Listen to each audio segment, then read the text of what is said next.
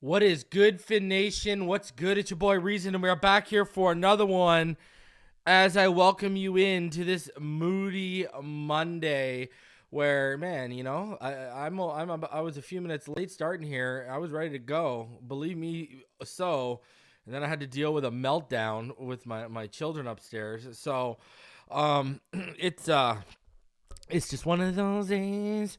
So, you know, hey, we all woke up and knew it would be one of those days, didn't we? We knew. Don't worry. By Wednesday, we'll be good. We'll be clear. We'll be officially into Patriots week, and it's all good, man. It's all good. So, welcome y'all in. Over 150 of you already in here. Please smash the like button. We got a good one for you tonight. We're going to go over the usual snap counts, PFF grades, and all that next-gen stuff, but we're going to really go in on those referees tonight. It is, let's take the gloves off. So we're going to go into all that, you know, but first, a few things I do want to talk about, you know, this whole, are the Dolphins frauds, you know, are they pretenders or contenders talk. I'm going to tell y'all what I told you guys last week. Wait until that KC game. Wait until that KC game. And there's a few reasons why I say this, because, guys, there were encouraging things to take away from that loss yesterday. Listen, I know we're beyond moral victories, which I don't understand with what Dolphin fans have been through for the last 20 years. If you've actually been a Dolphin fan since the Marino era, F-U-C-K, you'll take those moral victories as they come from what we've dealt with. But anyways, I get where we're at. We all know the expectations. We know that expectations is standard, so I digress. But, okay, let's look at this for a second here. And we're going to get into the refs talk, but you had the Zebras against you. You had the injuries piling up. I mean, people seem to forget. Liam Eichenberg, we got that answer yesterday. Liam Eichenberg is not it. I go back to what I've been saying over the last few weeks. I've said what? Our three main needs are what? Same in the comments. If you know what Reason's been telling y'all what the needs are, I want to see y'all in the comments, because I'll put someone up here on the comments. Tell me what the three needs that Reason's been saying for multiple weeks now. What do I keep hammering those needs are? Put it in the comments right now. Let me know. There you go. Backup, center, DT, middle, linebacker. O-line, linebacker. No, not CB. You're wrong. There's no CB. We don't need a CB. Okay? Brian got it right. We need a guard who can play center, or a backup center. Right? See there, Bari got it. There you go. We getting it here. Y'all know what's good. All right, that's what we need. We need a middle linebacker, interior middle linebacker. We need interior help on the defensive line. And we need a guard who can play center, or a legitimate backup center. And after yesterday and what I saw from Liam Eichenberg, I will see, nothing's changed. It is what it is. That's exactly what we need right now. And this team, you need to make it happen, man. Liam Eichenberg was not good yesterday. We saw he cost us a run play because of his snap through the whole time off the play. That's that play where Tua had to take it, run and dive, right? Counted as a sack. Very next play, snaps it into the turf. Tua picks it up and throws the in-breaking route right off the ground. Like, you can't have that. In that kind of game, you can't have that. So we got the answers, but there were encouraging things to come away with. With all the injuries, with the refs working against us, this team was in it well into the fourth quarter. You know what that told me, ladies and gentlemen? All right? When our Pro Bowlers and all pros are back, Xavier Howard, Taron Armstead, and Jalen Ramsey, added with guys who were playing at a Pro Bowl level this year, Connor Williams and Devin Achane before he got hurt. This team's going to be okay. If we had they had a fully healthy roster yesterday, and it took depleted injuries and 10 penalties to us and none to them for them to beat us.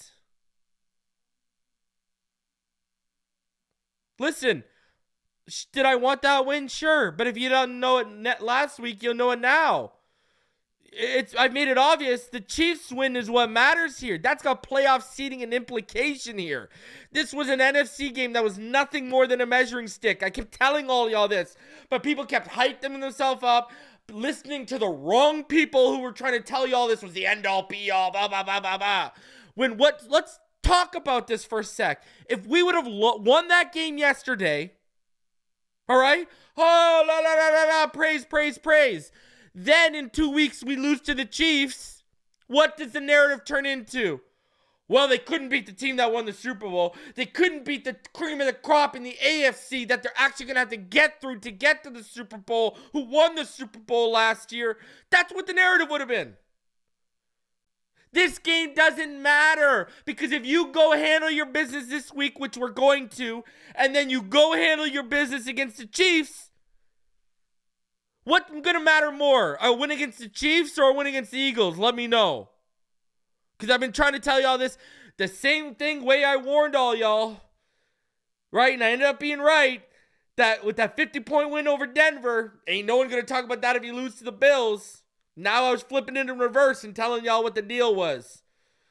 If we beat the Chiefs, ain't no one talking about the Eagles. But on the flip side, if we beat the Eagles and lose to the Chiefs, ain't no one talking about us beating the Eagles. Play the game. Don't let the game play you, baby. So that's where I've been at, man. I'm ahead of the curve always. Always. I'm thinking ahead. Because I see how these people operate. I see how this plays out. These people are, there's a portion of my life for a few years where I was playing damn near professional level poker, minus going on TV. And these people are easier to read than the jabronis that go down to the local casino and think they can walk in and make a bunch of money because they watched Poker Stars on TV. These people's tells and reads are so easy.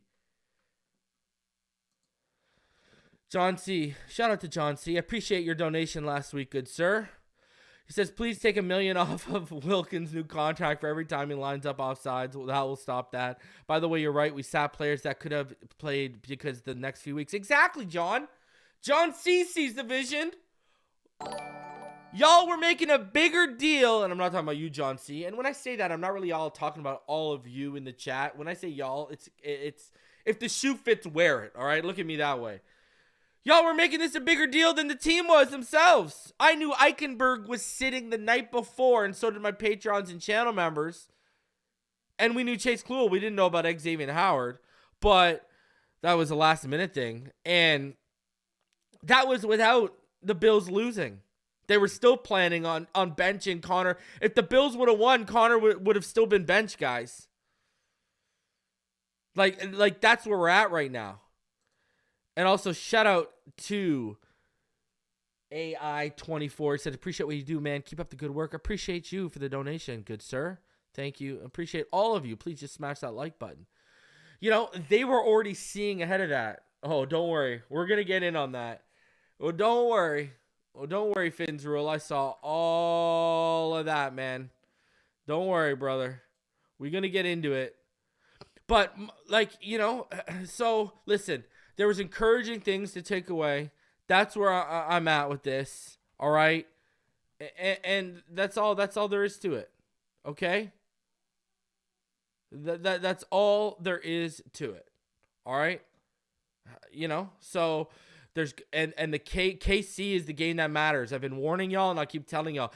Y'all want to have that talk if we're not for real and if we're frauds. If we lose to KC, I'm open ears.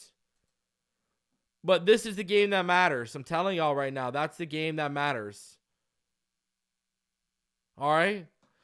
And for all of you who may not have, Twitter and may not have seen my takeaways from the game, I'm just going to go over my takeaways from yesterday overall. Give you my thoughts coming off yesterday. This is what I post every follow me on X or Twitter. I post it every Monday. All right, so here's my takeaways from the Dolphins' 31-17 loss to the Eagles in Week 7. We're going to get into it. I'm the last one that complains about officiating, but tonight you're going to hear me complaining about officiating, so I don't even got to get into that one. Tua was more than fine. His interception shouldn't even have counted. Should have been wiped off. At minimum, that was a hold on 52, who did not turn his back to the ball and just played the body on Raheem Mostert. Raheem Mostert wasn't allowed to come back and play the football. That was out at minimum a hold, at maximum that was a defensive pass interference. Okay. By the way, some of the throws Tua made yesterday, like the Waddle throw to the right sideline and that Cedric Wilson throw to that right sideline, unbelievable. And remember, tomorrow, make sure you tune in for the breakdown with me and Martin, because Tua played a really good game. And it's worth y'all tuning in and watching, okay? We're going to break down the All-22 tomorrow. He played a good game, man.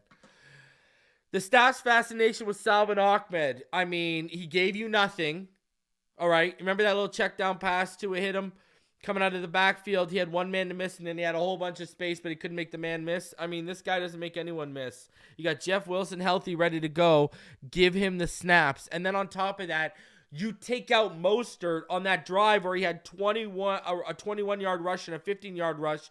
You take him out in the critical times when we get on the other side of the field for Salvon Ahmed. Why? I don't get the fascination. Offensive line flat out couldn't afford the injury to Isaiah Wynn yesterday. And guess what? When we go over the tape, I hate to be the bearer of bad news, ladies and gentlemen, but that injury can be tied back to Liam Eichenberg because he mistakenly snapped the football before Hunt gave him the signal. So, I mean, we can literally tie now another injury to Liam Eichenberg. And he was downright awful at times with those bad snaps I talked about earlier. He's got zero anchor, generates no push against the good DTs of this league. Get him off my team. Team needs a legitimate backup center or guard who can play center competently as well because, hey, we might need guard help with whatever Isaiah Wynn's going through. Uncharacteristic drops from Tyreek.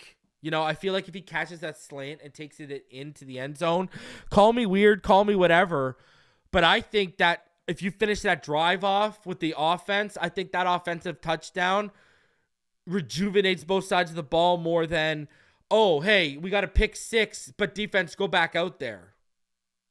You know what I mean? And speaking of that, their drive following the pick 6 was downright freaking horrendous from fundamentals, tackling, all the kind of stuff. It was just a bad drive. Cedric Wilson Jr. looked really good at times, and I'll say, you know, he's looked far better than of a fit this season than he did last. You know, one thing that impressed me and a little nuanced thing that doesn't show up on the score sheet, don't tell me Chase Claypool isn't willing to buy in to this culture and what we're building here when I saw the effort he was putting forward when he was tasked with blocking yesterday, all right? When he gets acclimated to this offense, look out. Jalen Waddle, I reported to my patrons and channel members, I knew he was battling a shoulder injury a couple weeks ago. Now he's got a back injury. He just hasn't looked the same. I think he's battling a lot of injuries right now. I think his body is feeling it right now. He just doesn't look the same. David Long played a damn good game until him and Holland basically ran into each other. Jalen Phillips, absolute man possessed at times. I thought he was Miami's best edge rusher against Philadelphia. Chubb needs to finish that sack on Hurts on the A.J. Brown throw. Listen, I like what you did on a few other plays, but we paid $20 million to finish that, not let that player extend that, and you got your hands on his shoulder pad. I don't want to hear anything. Phillips, I think, finishes that sack. First game where it felt ABG wasn't his useful, impactful self in the Fangio defense, but hey, when you're being held all the time, what the hell else can you do, right? That pick 6 from Jerome Baker, again, it was much needed, but I feel like that defensive drive following that was horrendous with poor tackling, open space angles, and overall fundamentals. I'll say regarding Kader Kohu, what I said after he faced Diggs, maybe he's just not ready to take on the elite boundary guys. We've seen him take on 2 different type of guys. You got a shifty, really great route runner with a big catch radius in Stephon Diggs, and then you got a guy who can run pretty good routes, but he's more dependent on beating you over the top at the catch point, high point in the football, and A.J. Brown gave him the work yesterday at times, right? You got to give Perry Nickerson a little bit of the benefit of the doubt. He hasn't really had real in-game reps outside of special teams throughout his career, but he looked lost yesterday. You got to bench Eli Apple. I mean, his effort on that Goddard first down in the first quarter where he's jogging was downright horrendous. I was talking to someone today, and I thought about it. Like, back in high school ball, if you would have done that, you would have been benched and you wouldn't have seen the field for the rest of the season. Send a message on effort. And you can't convince me Cam Smith is worse than what Apple or Nickerson offer you right now. You just can't. I don't know what the grudge is. I don't know what's going on. It's something I'm going to try and dig into and get to the bottom of. But I don't know what the deal is there. And same with Jake Bailey. You can't tell me Michael Turk looked worse than this. We got a 30-yard punt from this guy yesterday. Holy Jake Bailey. Listen, we all wanted to win. This team, I think if they were remotely more healthy yesterday, I think it was a different outcome. And this team is focused on getting healthy and getting ready for week 9 in a game that matters against the Chiefs. So, let's get to 6-2 against the Patriots and let's go beat the Chiefs, baby. Let's go beat the Chiefs. Now, that's what's on deck. All right, we got to go get it done. We got to handle our business this week. And I'm interested because Belichick threw everything in the kitchen sink at us early in the season. What the hell is he going to throw? What the hell is he going to throw this week at us, huh? What do we got coming our way? Someone let me know. I don't know. Anyways, all right. Continuing on, let's get into the gritty. My jabroni of the week. I mean, was it ever even a question of who the jabroni of the week was going to be? Let me know. It's clearly NFL officiating. I mean, there is literally no doubt about it. It's not even close. They are the jabroni of the week. After what I saw, are you kidding me right now? Are you kidding? And we're about to go in even heavier right now. But, I mean, we're talking about, I want y'all to witness the anomaly we witnessed yesterday. I want you to think about this, ladies and gentlemen. Listen to what I'm about to tell you. 1,360 games played over the last 5 years, and that was just the fourth of those 1,360 games to have a team get called for 0 penalties. And last night was only the second time in NFL history that one team finished with 0 penalties, costing them nothing, and the other team finished with 10 penalties or more. The only other instance was December 1st, 2019, Chiefs versus Raiders, and the Chiefs won that. They won. They got more penalties, and they won that game 40-9. Think about that for a second. Like, we saw stuff we'd never seen before with that officiating crew. All right? And you want me to do it even better? Brad Allen, who was the main referee of that crew, right? Home teams win in 58% of Brad Allen's games. And they cover against the spread 56% of the time. NFL average is 55% win and a 49% cover. They're 7% above covering the spread and 3% over straight up. And Allen's crews, they also call an above the league average rate of penalties on road teams.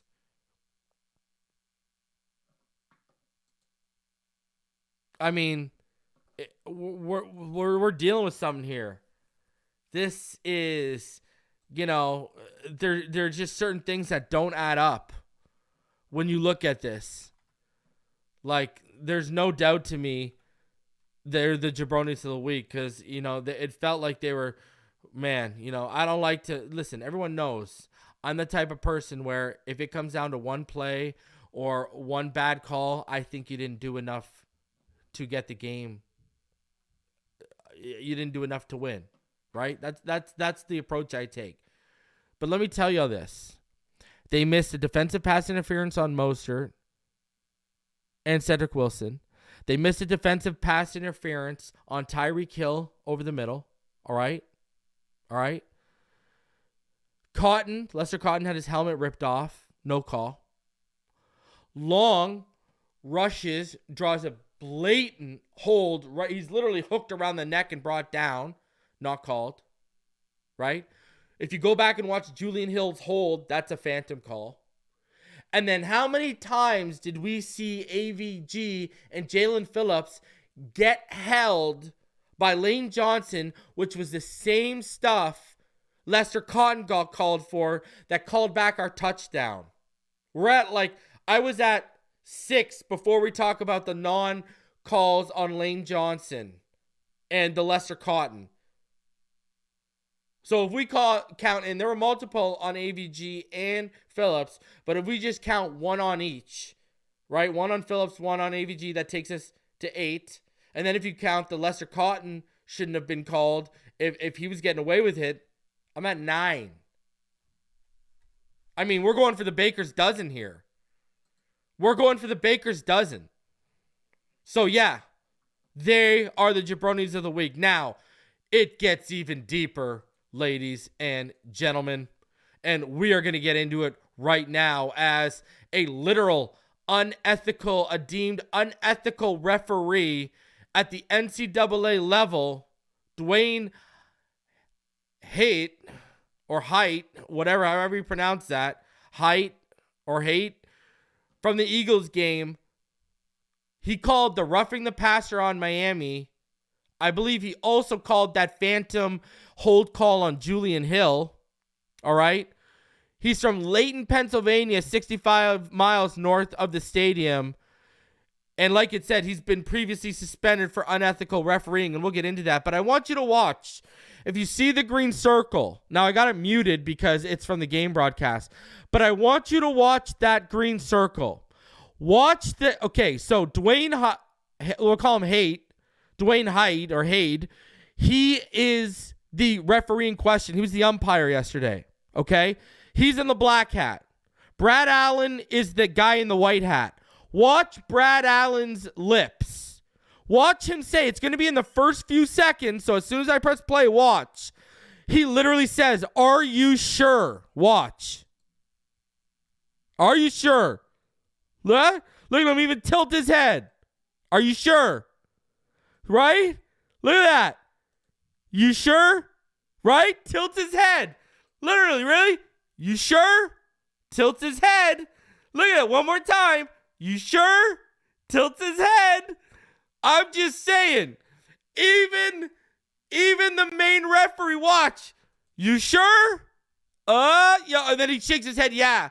You sure? Yeah. All right. What number? What's his number? That's exactly what it is. You sure? Yeah. What's his number? Right? That's exactly what it is. Come on, man. Come on. And we're going even further on this guy. Flip right over. Check this out. From November 14th, 2016.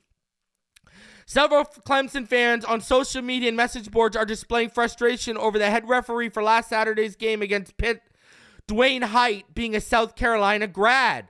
Tiger fans use hashtags such as rigged and fishy. According to Height's LinkedIn page, he attended the University of South Carolina as a real estate agent living in Columbia who also works as an ACC football official. The Tigers were penalized 9 times. Sound familiar?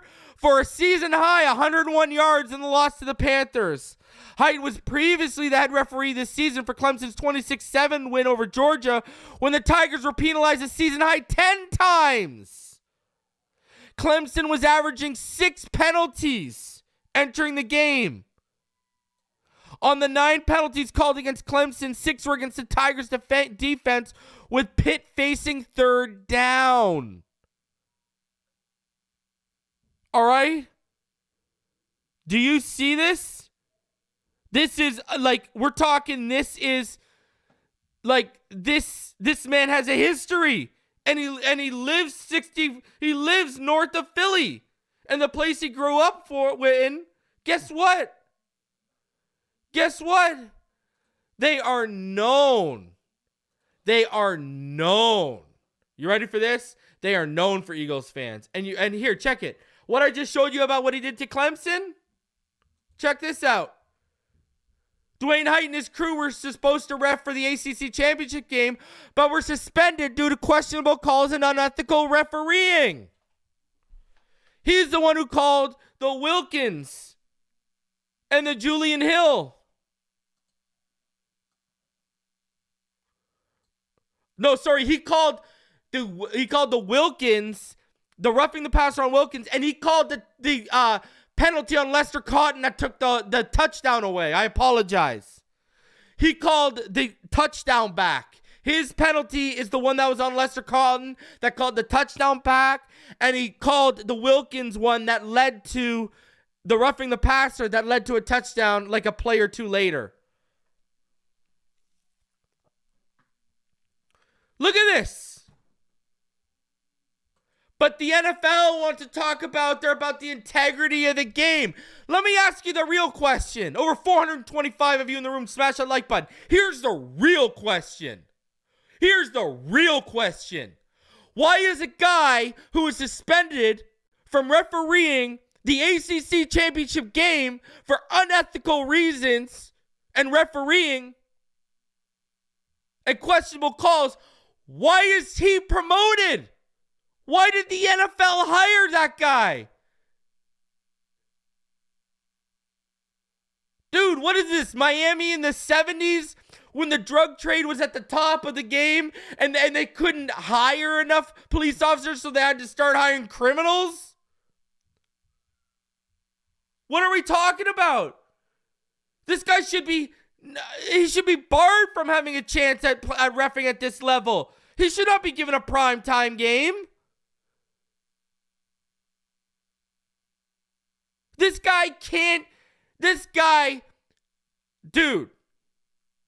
the NCAA it's a big, but it's the minor leagues compared to the NFL. And this guy's caught for unethical violation, for ethical violations, okay, and questionable refereeing, but let's give him a job at the NFL. Who the hell made this call? But they're taking years off prime Calvin Ridley's life because he gambles on non-football games, on games that don't affect his team.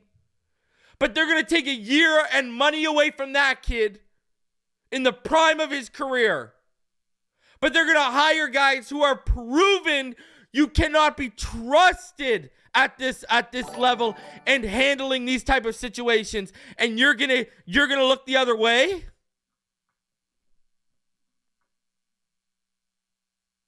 Listen, I've been doing this I've been on YouTube since October 2019. I've been doing YouTube since March 2020. I've been watching the Dolphins, since I came out of the womb in 85. This is the most time I've ever spent talking about a referee. Because, listen, it feels like the fix was in. It feels like the fix was in. Especially when you watch the Cedric. The guy who looks like he works, he's a Santa Claus at your local mall because he got his big belly full of donuts. That old man, he was looking right at the play. How'd you not see that? Even Skip Bayless lost his mind. And then they get away with the Moser one. And then they get away with the Tyreek Hill DPI. They got away with 3 clear DPIs. 3 clear. Not one. And they weren't even ticky-tacky. The Moser one is at least a hold. He locked his arm and never turned his back to the ball, did 52. What are we talking about? He impeded Moser's chance. Yeah, the ball was not a good throw or a good decision from Tua, but Moser could have came back to that ball. We've seen guys make that. We've seen Tua and his guys make that throw before, where it's a little, it's not necessarily a back shoulder come back to it and only a spot where it is a little underthrown, but because he throws that back shoulder come back to it so much, they're used to it, where they adjust and adapt and make the catch. We've seen them do it. And he was impeded. What are we talking about? Tyreek Hill rarely ever calls for flags, and that man was yelling for a flag, rightfully so, when he was absolutely abused over the middle of the field. But they're going to call the ticky-tacky crap on us, but the blatant stuff they don't call. It's unreal. And you can't tell me this didn't seem a little suspect. I mean, and then I posted on the shorts. McDaniel even subtly took a jab at the referee crew over that throw, the interception, because even McDaniel knew that was a DPI. Go look at my shorts. It's right there.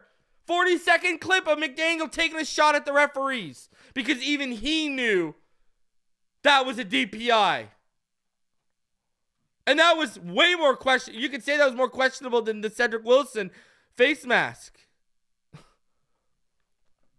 Unreal, man. Unreal. And the Dolphin players are mad right now. Look at this. This is at 12:04 last night, Eastern. A Dolphins player to Marcel Louis-Jacques in the locker room after the game. The next team we play is going to feel it. And we already saw what they did to the Patriots in that first half earlier this year.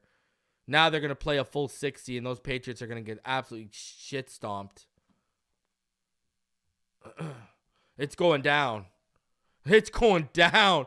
It's going, because even the players know. Listen, they say that to Marcel. McDaniel goes up on the podium and suddenly takes a jab at the officiating on the Raheem Mostert DPI. What do you think they were talking about? And think of how they feel. Think about how our players feel right now. Think of why they're mad. They knew they dropped the ball. They knew they dropped the ball against Buffalo, right? And that made them 1-1 statement games because people seem to, hindsight's everything, but people seem to forget before the season started, that Chargers game, that Dolphins game, Chargers preseason playoff favorite, Herbert preseason MVP favorite. and we win a shootout, and there's over 1,200 of you in the chat for the postgame show. So we know the hype was real. That was a statement game, 1-1 now.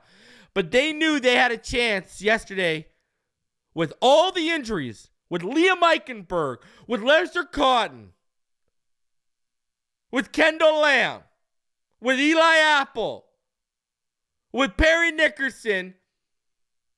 If the game would have been called down the middle, that was a winnable game for us. That's the thing. If that thing was called down the middle, we'd probably win that game. So yeah, I'm pissed. Because we could have won that game with all those injuries if the refs would have done their goddamn job. And that's the reality of the situation. And anyone trying to tell you different is lying to themselves or didn't watch the game, or they watch the game and they don't know how the game works. Take your pick. And this is coming from a guy who's been running this channel for now my 4th season.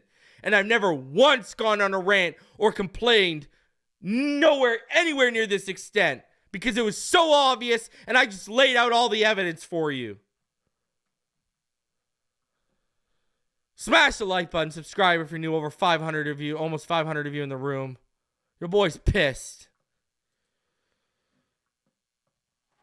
This is bullshit. We got screwed. And there ain't no other way about it. We should have won that game with all those injuries.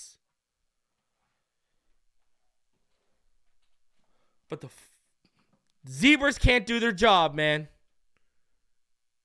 And it's not like we're talking about one call. I literally named 9 plays. And it was more than that because Lane Johnson had more holds on AVG. We're probably actually around a baker's dozen. We're at like 12 or 13. But I called 9 blatant, clear as day, obvious. You can't say goddamn Bo Diddley nothing about them. There's a problem there.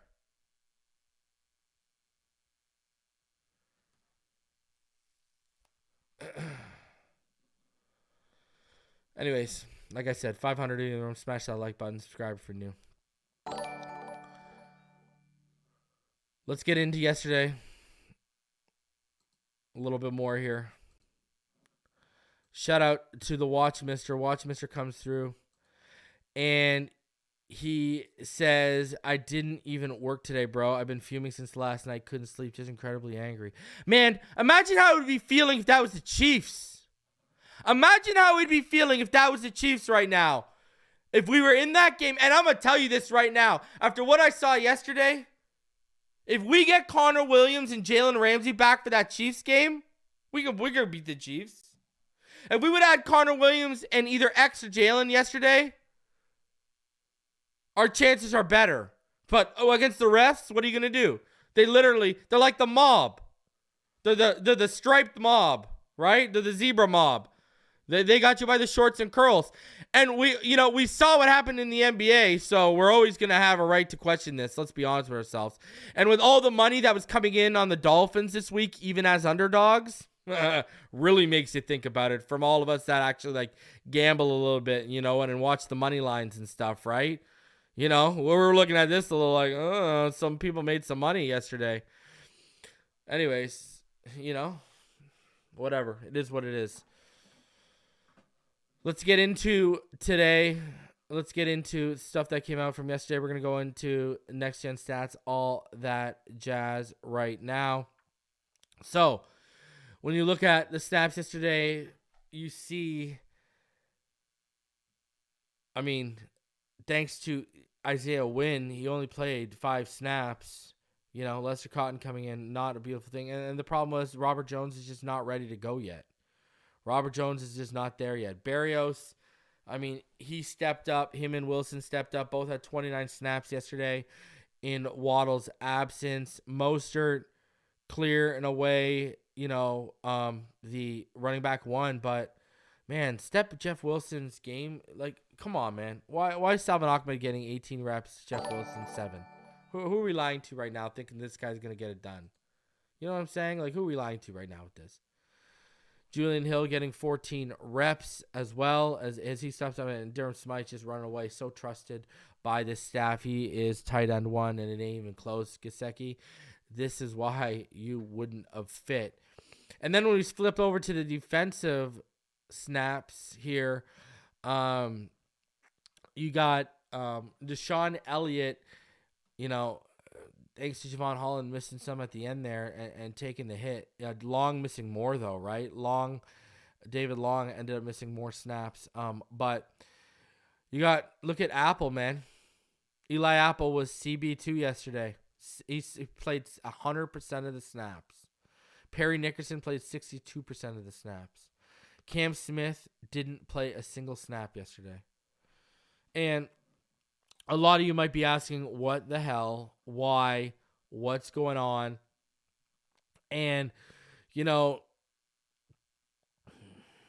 don't have an answer for you. Mike McDaniel said yesterday that it was natural growth. All these different things about different journeys and all this kind of stuff. And said you don't have guys want to learn on the fly with a position like that. I don't know.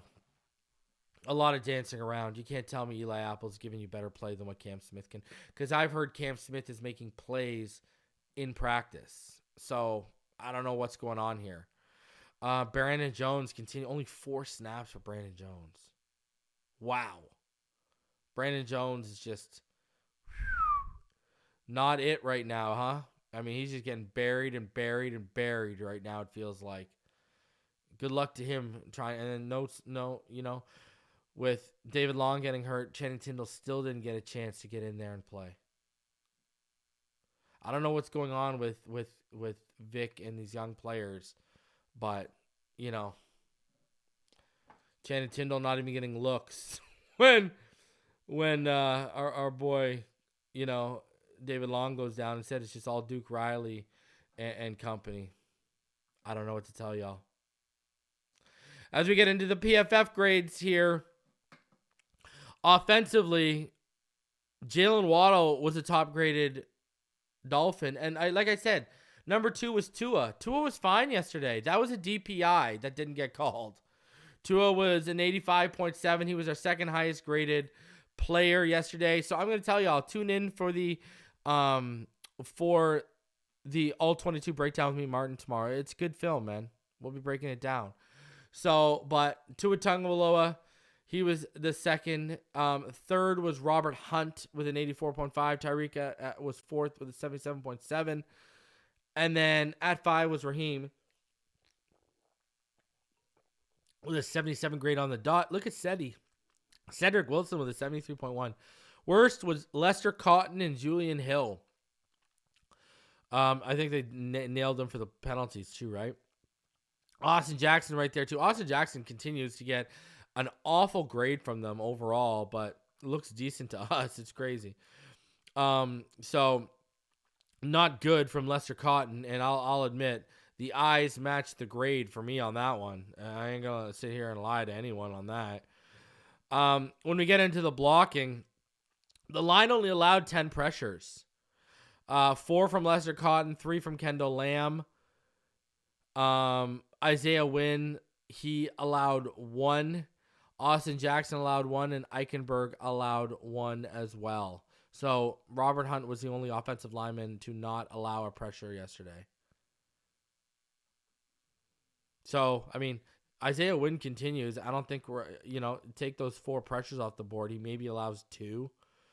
And you don't get, well, then again, with the refereeing and what we went over, you probably still do get that hold call. But anyways, now, when you look at Tua from a passing perspective, and I say to this every week, always look at their passing depth chart because it's always different than when we go over Next Gen Stats' chart. They had him 2 for 4 from the deep level. From the intermediate level, they had Tua Tagovailoa as 7 for 10. From the short level, oh man, he was 7 for 10 as well. And then behind the line of scrimmage, he was a perfect. 7 for 7. When Tua was kept clean yesterday, he was 20 of 24 for 178 yards, but that pick came.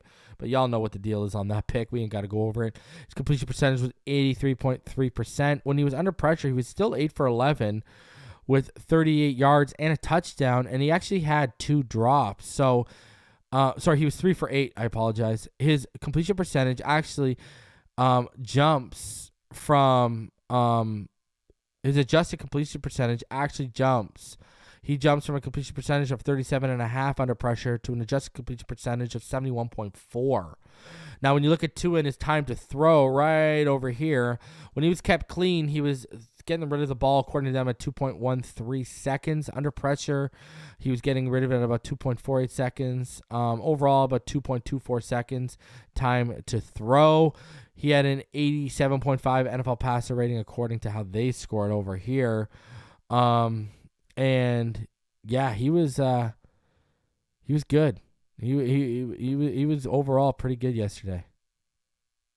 You look at his his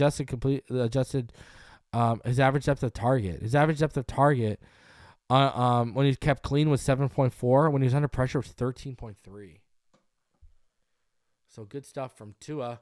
When we head over to the defensive side of the football, your top graded guy was Perry Nickerson. In what world? David Long was second at a 78.9. I think David Long and Phillips should have been their top graded guys. Andy Van Ginkel was number 3 at a 78.4. See, I thought Andy Van Ginkel was kind of average yesterday. Jalen Phillips was number 4 at 76.2, and Elijah Campbell with his 5 snaps was 5 at 67.5. Zach Seiler and Christian Wilkins, the newly contracted and minted man, Zach Seiler at the bottom, and Christian Wilkins looking for a $20+ million contract. I thought Christian Wilkins was terrible yesterday. He ain't getting no. Good luck on your $20 million. Good luck to you, my friend. Good luck to you. I don't think it's happening.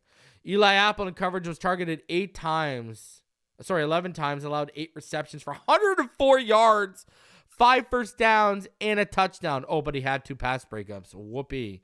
Kader Kohu was targeted 9 times and allowed 125 yards and a touchdown. A.J. Brown was targeted 8 times against Kader Kohu for 7 receptions and 112 yards.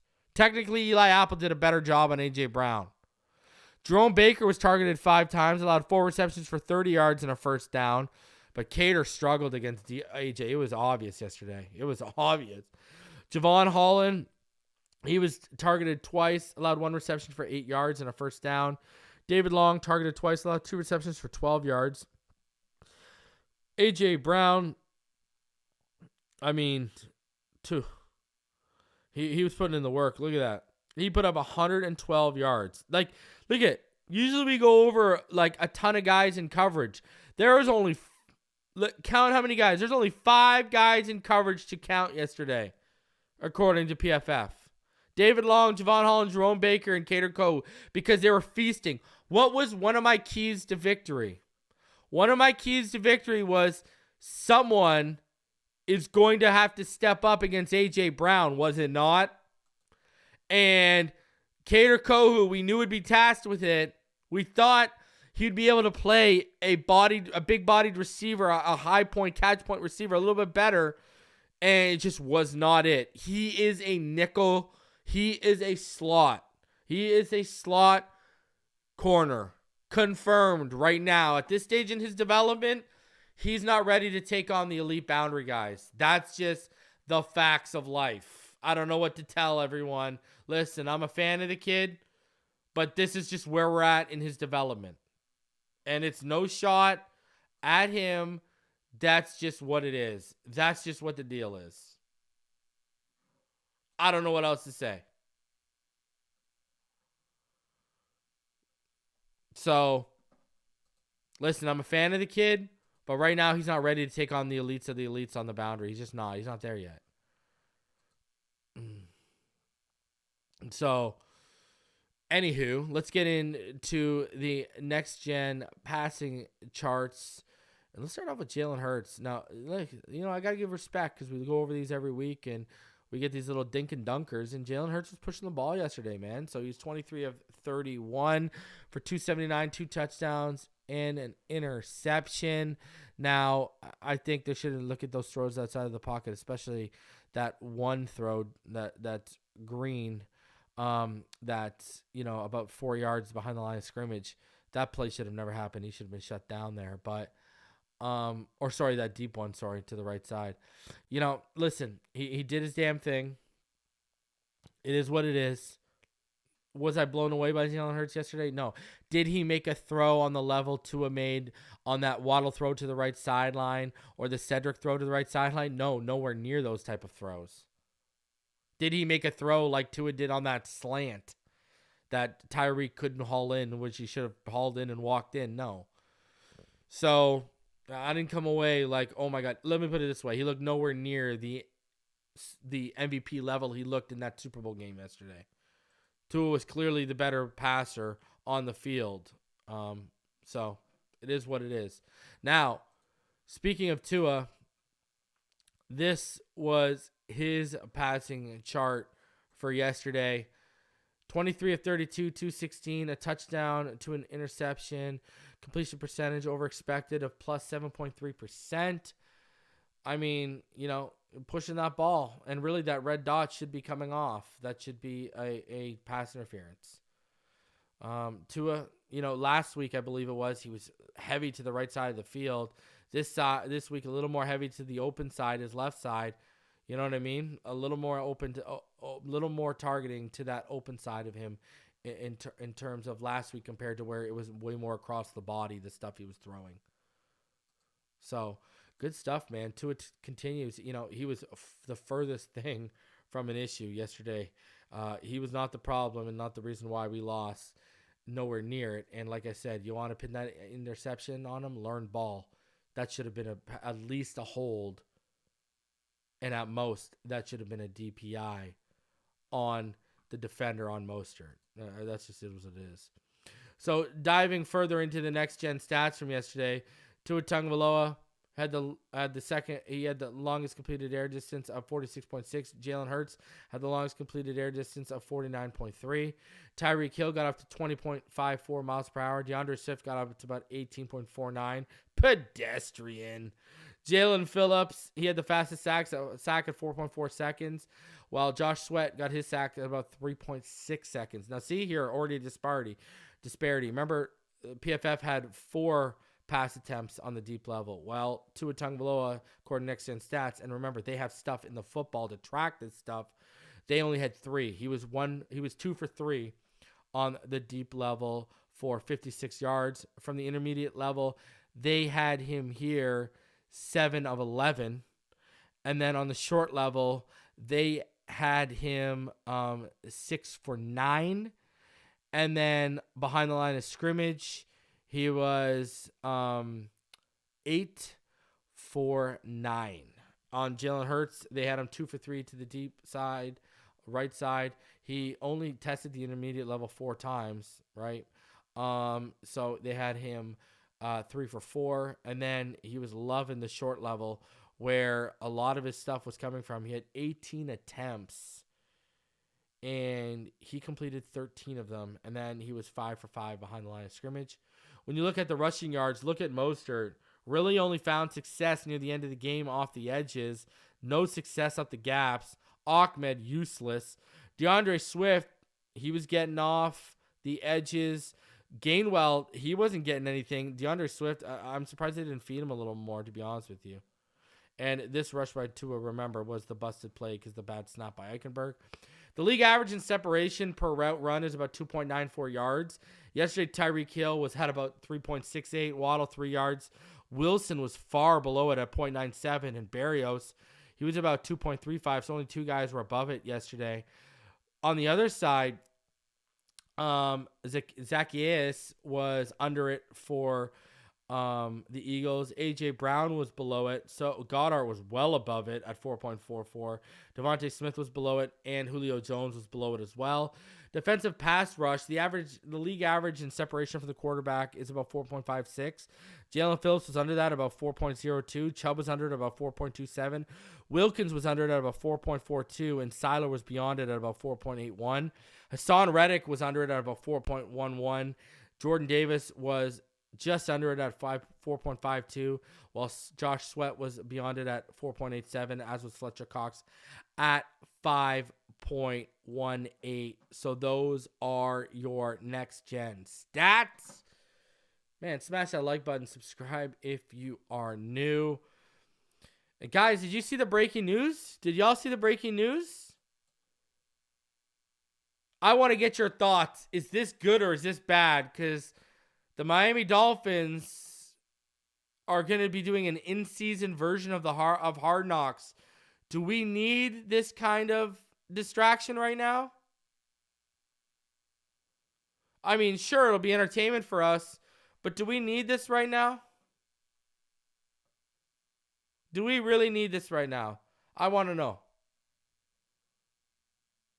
I feel like this could kind of be a distraction. I don't really know how I feel about this. I mean, I'll watch it, but I kind of feel like this might be a little bit of a distraction. I get it. Right now, the Miami Dolphins are the talk of the town. They're what to talk about with that offense. But, man, I hope they've already been filming and it's over with because, I'm not trying to have this, in the middle of a playoff run. Let's be honest here. I mean, like, we're sitting here. We're trying to focus on really making headway, not just getting a playoff win, but a playoff run. We don't need cameras in there. We don't need to be worrying about this kind of stuff.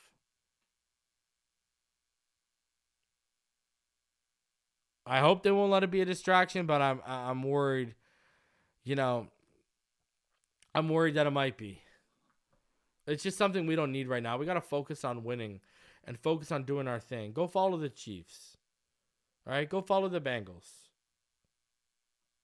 We don't need that right now. Interesting thing I wanted to talk to you guys about. The greatest show on turf in 1999, who the Dolphins constantly get compared to. Interesting thing I really want y'all to look at here. All right, I'm going to go over it. I saw this today, and it was interesting to me. So, if you look at that team, right? If you look at the 1999 St. Louis Rams, and you look at their schedule. And when you look at their schedule, remember, they finished 13-3 that year, right? And if you remember, they won the Super Bowl against the Tennessee Titans. Now, what's interesting to me here, when you get into this, and you look at the teams they lost to, all right? You look at the Tennessee Titans, all right? The Tennessee Titans, in that game, heading into that week, they were 6-1. So were the Rams. The Tennessee Titans beat the Rams. Then they lost the following week to the Detroit Lions. The Detroit Lions at the time were 6-2. So were the Rams. The Rams finished 6-3 after that. The Lions were 7-2. And then you look at their final loss in the season against the Philadelphia Eagles on January 2nd, before they went to the playoffs and won the Super Bowl. The Eagles were 5-11, and they lost to a 5-11 Eagles team. Now, the teams that the Rams beat that year, opening week, they beat Baltimore. Both teams were 0-0, right? Week 3, they beat the Falcons. Falcons were 0-3. Week 4, they beat the Cincinnati Bengals. The Bengals were 0-4. Week 5, they beat the San Francisco 49ers. The 49ers were 3-2. Week 6, they beat the Atlanta Falcons again. The Falcons by now were 1-5. Week 7, they beat the Cleveland Browns, who were 0-7. Obviously, they lost in Week 8 against the 6-1 Tennessee. They lost in Week 9 against the 6-2 Detroit Lions team. Then they beat a 3-5 Carolina team in week 10. Then they beat a 3-8 San Francisco team in week 11. Then they beat a 2-9 New Orleans Saints team in week 12. Then they beat a 5-7 Panthers team in week 13. Then they beat a 2-11 New Orleans team in week 14. Then they beat a 7-7 Giants team in week 15. Then they beat a 6-9 Chicago team in week 16. Ladies and gentlemen, the greatest show on turf, the St. Louis Rams, on their way to a 13-3 season. The reality of the situation is they beat one team over 500. They beat one team that was 500 when they met them. They lost to a 6-1 and a 6-2 team. The best teams on their schedule they lost to. But they went on and they went into the playoffs and they won the Super Bowl. Moral of the story is, like I've been telling y'all, ain't going to be talking about cupcake schedules and who you beat and who you didn't beat in the playoffs unless you see those teams in the playoffs. All right. Listen, I'm going to be back tomorrow night with Martin. We're going to be breaking down the all 22 of Tua Tagovailoa tomorrow. So smash the like button. Subscribe if you're new. I appreciate each and every one of you for coming through. Over 430 of you in the room. I love all y'all. It'll get better. Let's get back to our winning ways. 6-2 on the horizon. Fins up, baby. See y'all tomorrow night.